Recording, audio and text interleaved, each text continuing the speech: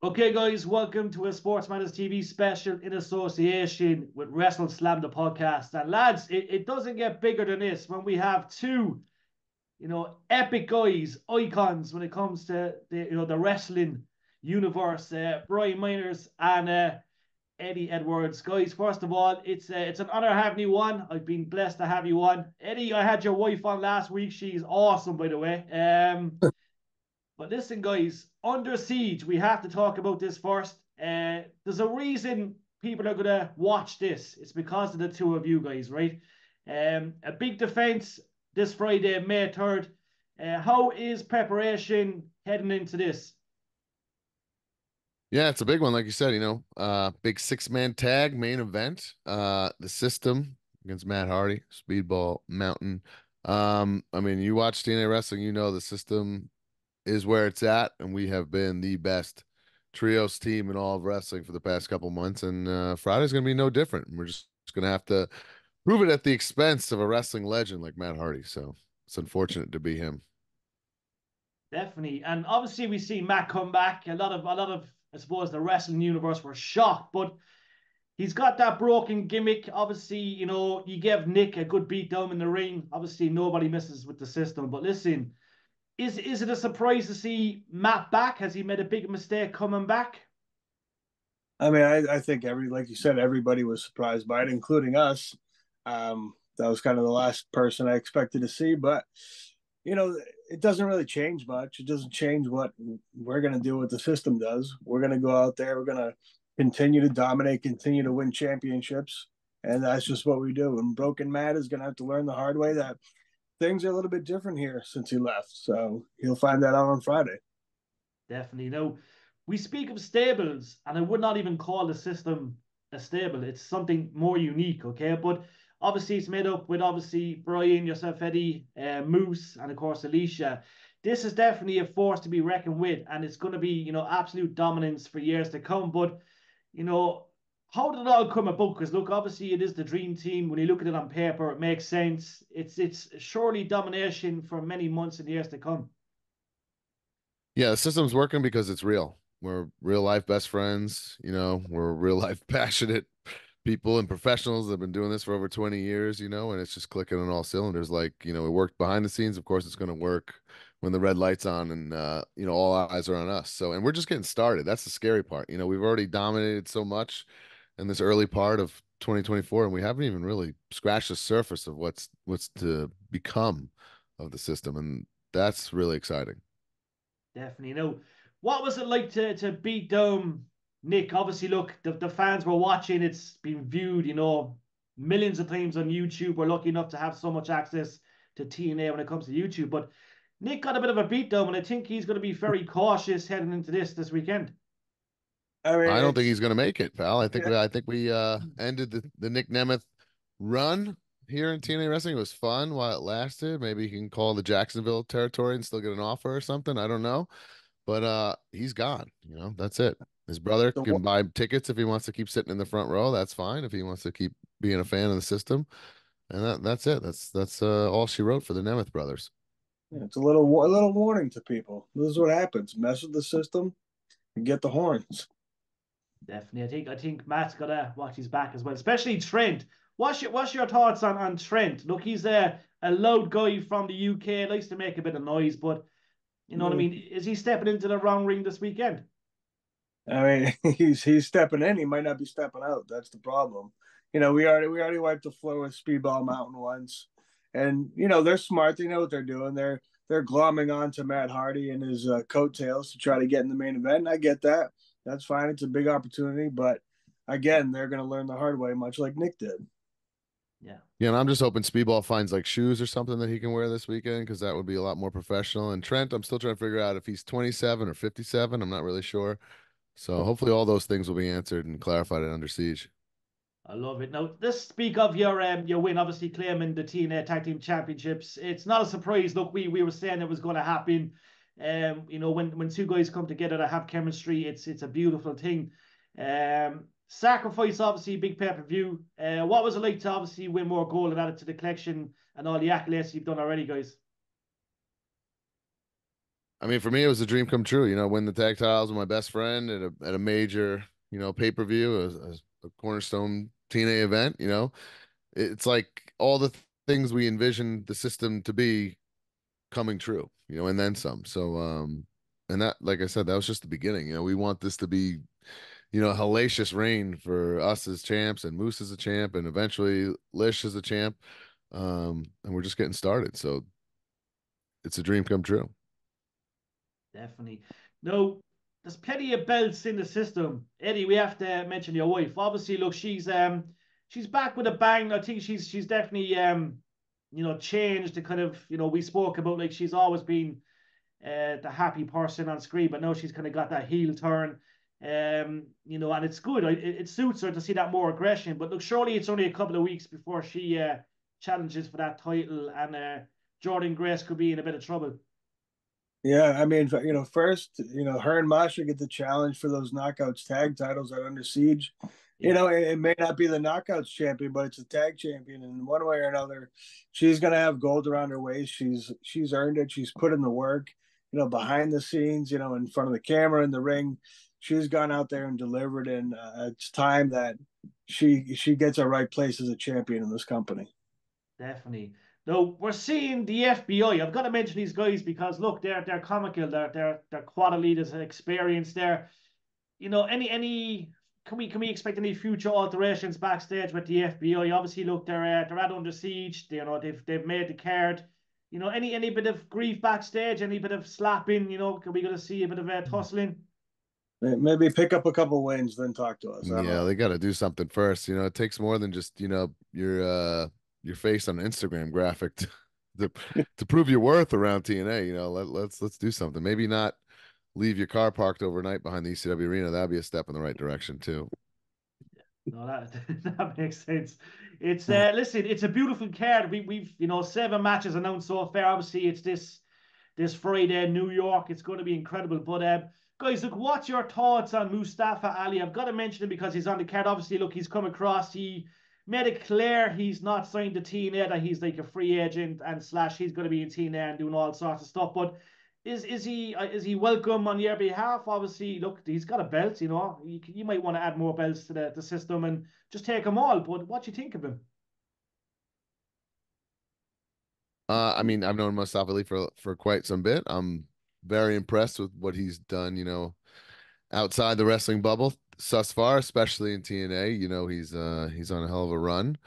And the system, like I said earlier, it's worked because it's real. We're friends, we're a tight unit. But that said, the one thing that we have bat around that we are missing is that X Division guy, so maybe he's a good fit. I don't know. Time will tell. But it's not something we're looking to force into the equation. It's got to be legitimate and real to us. So you are open to obviously recruiting though. I think so, yes. If it fits, If organic. it fits. Yeah, it's got to be real. And if obviously we're expecting Alicia and Masha to do some damage, is Masha open? Is the trust factor there with Masha? Any issues? I don't know about that. She's a means to an end. Have you ever tried to talk to her? Yeah, lots of times. She's very unpredictable. She could be like the system's mascot if she wants. Like you remember when Hornswoggle thought he was in DX, but he wasn't. He was just the mascot. Yeah. That could be Masha. We'll get her some system merch to wear, and maybe a flag or something. Great. Now let's talk TNA. Obviously, look, the name change, which was good. Obviously they announced going back to TNA. So many fond memories of TNA, as you know, guys. Look, you're obviously top wrestlers, but obviously wrestling fans too. What was it when you first heard the news? Obviously, TNA was going to go back to the TNA name. What was it like for you? Obviously, look, that was encouraging. It was a good sign of things to come. Obviously, it's a good thing, and there's good vibes around the locker room right now. Yeah, I think it was just an epic step in the right direction for everybody across the board. For whatever reason, the Impact name just did not ever stick or become a household name. I don't know. I don't have the answers to that. But I'll tell you what, it feels damn good to be in these arenas all over where people are chanting TNA. Ecstatic to be there, to be in attendance at these shows and be a fan of the product. And it has a rich history under that name that can't and shouldn't be ignored. 22 years of history, available on TNA Plus for a very affordable price, where you can also watch Under Siege. And like I said, it's just a step in the right direction. It was a great call by everyone. Eddie was lucky enough to be a part of that big unveiling at Bound for Glory. Just a really great moment for the company, for the locker room, for the fans. It just really was the right thing to do. Yeah, it was like something was missing without it. You know what I mean? Like we were doing what we were doing. We were having killer shows, killer pay-per-views every time delivering, but there was still something missing. But now, like Brian said, with that TNA chant behind it, it feels like all is right in the world, man. Yeah. And like Eddie, look, you know firsthand about that locker room. Like we anytime we have someone on, we're blessed to have a TNA star on every week, but that locker room is special. It's more than special. Like we always hear about it. It's obviously a great environment. You know what I mean? A great place to be in. But there's that little bit of freedom as well, where you don't have to, like, obviously times are changing, but you don't have to watch what you're kind of saying in a sense. There's a bit more freedom. You know what I mean? You can do a bit more traveling, and it seems to be a bit more flexible for the wrestler today. But obviously that's a big thing, Eddie, moving forward, and that's ideal for any top wrestler. Yeah, I mean, I think we put in the work to make TNA a destination again, to make it a place where people want to come, people want to work here because it is a great place to be. I think if somebody's here one time, they can feel that the term is overused, but it is a family type atmosphere in that locker room, in the office between production. Like everybody's on the same page. Yeah, you go to a hotel after a show, you're gonna see pretty much everybody in the locker room, you know, being together and celebrating and hanging out. Like it's something special about the locker room, and you can sense it as soon as you show up there. Yeah, and like we talk about talent, you know what I mean? I think first of all, any star on the independent scene right now, they want to move to TNA. There's no doubt about it. That's the first mention of anything. But like Brian, you've been all around the world. You know exactly, just like Eddie, what it's like to work with organizations and such. Obviously, it's you know what I mean. It must be nice for you to see. It's a great environment. You know what I mean. You're getting the recognition you deserve, and that's a great thing moving forward for you. Yeah, I mean, I've said it since I've been here. TNA's allowed me to be the best version of myself, right? The best version, the most professional wrestler, a collaborative, creative effort, and I think that's what wrestling should be. It shouldn't be this is how you do it and that's it. And like you said, I've been other places, and I'm having the most fun and the most enjoyable years of my career have been the past 4 with TNA. And like Eddie said, it's like we're one big family. We play hard and party hard, and we all we were rooting for each other's success because we know it's to the success of TNA, and that's what's ultimately important to everybody. Yeah, like how frustration, like look, when it comes to frustration and being frustrated, how frustrating is it, Brian? Because obviously we know how good you are. First of all, I'm not going to mention the other company, but like it's frustrating to see how good you are, what you can do. You can go to TNA and put a world heavyweight title on you, and we know it makes sense. You know what I mean? But it must be frustrating going through that period and then like nearly having to rebuild yourself just to show the world like what you can do, and we already know what you can do. So that must be frustrating, is it? Yeah, that's just the difference in being a professional wrestler, right? I if I was the best hitter on the baseball team, and even if I slept with the manager's wife, he's going to put me in the lineup, whether he wants me dead. Yeah, If I'm the best hitter, I'm playing. And wrestling's just not like that. It's subjective.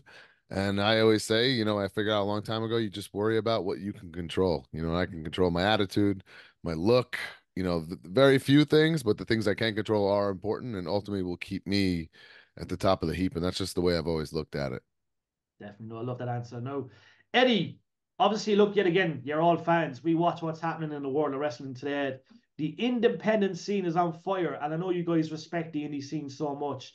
And who knows, we might see you turn up somewhere else in the next couple of weeks when it comes to the indie scene. You might come to Ireland. You might end up in the UK. That freedom's kind of there. But Eddie, what kind of guys are you watching right now that you would like to see cross over to TNA? Because look, TNA is, the world is yours when it comes to TNA. That's always a tough question because there's just so much talent out there right now between the U.S. scene as well as the international scene. That honestly, if you go to any independent show, you're going to see somebody that you want to see again. And I think that's the beauty of professional wrestling. That's the beauty of independent wrestling right now, is that there are a lot of guys out there and girls who could take that next step. It's just a matter of being in that right place at the right time and given that opportunity. And the great thing about TNA is it's always been a company that has done that has given chances to people who haven't got that shot before. And, right now would be a prime time to do that for anybody on the scene. It's just a matter of getting their foot in the door and getting that opportunity. Yeah, no, I agree. And like we can always mention a developmental center. Like, so obviously, look, we know the stuff out there. And look, the indie scene is kind of a developing place in general. But like, would you be open to seeing TNA do something along the lines of that? Maybe have something prior to a show itself where you've got an hour of wrestlers trying out for TNA. Is that something you'd like to see? Maybe. I mean, Yeah, my answer to be very biased because I have a wrestling school, so I'm pretty in tune Well, with yeah, guys well, trying to make it. So those are the guys that I'm going to root for. For very biased reasons. Because I'm attached to them. yeah. But it's just like anything else in life. It's timing, right place, right time. A little bit of luck, a little bit of talent. And those people will find their way to TNA when the time's right. Definitely. Now, I won't mention your wrestling school and the wrestlers, Brian, because you've got so many probably, and I don't want to say pinpoint one or two, but could you pinpoint one or two that could make that crossover very soon? Because look, when we talk wrestling schools, they're essential. We've got very few here in Ireland. We've probably only got 2 or 3. And you know what I mean? It keeps kids off the streets. It's a great place to be. I always say wrestling, for me, when I go to a wrestling show, I'm like a kid again. Even though I'm 36, I'm like a kid. I forget about everything. So it's essential. But listen, obviously you enjoy that aspect of things. It's obviously very rewarding. And I'm sure you've got some breakout stars incoming in the near future. Well, first off, in the UK, Joe Henry's training people, so that's a hazard all in itself. So you should be worried about And that. his song is stuck in my head all day. All day. It's Well, stuck in that's my another head. problem then. That's another significant problem. But yeah, it's cool to watch people, kind of come from, almost nothing and then turn into superstars like I saw with MJF. But, that came with a lot of hard work and, this, stuff that he wouldn't want you to know because of what his character is, because it's almost sympathetic. But like, I mean, getting in the cars, literally like grinding it out, week in, week out, just trying to get noticed, just trying to get an opportunity, and that's what it takes to make it. So I got a couple guys that, I think the world of, and I think they're just a couple, opportunities or one opportunity or the right set of eyeballs, seeing them away from, breaking out and to be something. And I know it's just a matter of time, they'll keep working hard. They'll keep doing their thing because that's, what we instill in them, at our school. Yeah. Would you encourage a guy from Ireland right now to come out to America and just go for it? Because look, things are limited in the, I'm not going to say in Ireland. Obviously, the UK scene is quite big, but would you say to a wrestler today that's probably in Ireland, look, come out to America, pick up a part-time job and just go for it? Is that something? Can you see the light? Is there an opportunity like that there right there now? Yeah, I also think there's something about to be said about being, to plateauing almost. You're a product of your environment. So if you've only done so much there, then you do, get up, move, and go to the United States for a year and and learn, some new stuff and be seen by different people. I always encourage that. I always say move to Philadelphia because you're within driving distance of so many things, and and I think it's just you can only be so successful where you are. You gotta branch out to other places to become the ultimate success. Yeah. Yeah, no. Respect that. Yet again, guys, look, this Friday, May 3rd, we're going to see more history in the making. And look, yet again, we're expecting you guys to do some damage to Broken Matt, to, I suppose, Trent. Trent might, first of all, is Nick going to make the match? We don't know. Obviously, Trent is doing his thing. I know you're probably going to pull the moustache off him at some stage and give him another beat down and tell him go back to the UK. But yet I again, don't know. Mike, He's kind of built like a pillow. He's hard to hurt. he is hard to hurt, actually. Yeah, very hard. But obviously, Mike Bailey's in that match as well. It's going to be an interesting match. And yet again, look, fans can watch it. You know what I mean? There's so many options right now when it comes to, TNA and the platforms itself. But last question. With all the tag teams out there at the moment and the tag team division being so good, who would you most like to face on that TNA roster right now as a duo tag team? Because look, you've got the belts. Who deserves to challenge for them belts? You know, I don't You know can if take. anybody deserves it yet. It's like I feel like we you know, we're still relatively new champions. We're going to be running through everybody. So I think whatever team it is, they have to refine their craft. They have to practice. Practice makes perfect. Prove that you deserve a shot, and then maybe you get a shot. We're not trying to be handing out, you know, shots to anybody who walks in the door, any two wrestlers put together as a team. I want to see a real tag team, and then we will defend our titles.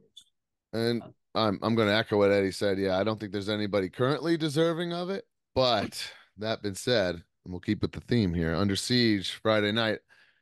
I will have my eye on that Josh Alexander, Eric Young versus Frankie Kazarian, Steve Macklin tag match, because those are two completely unknowns, but four very awesome wrestlers, very successful wrestlers. So who knows what's to come of that? But yeah, I'll have a little bit of vested interest in that one.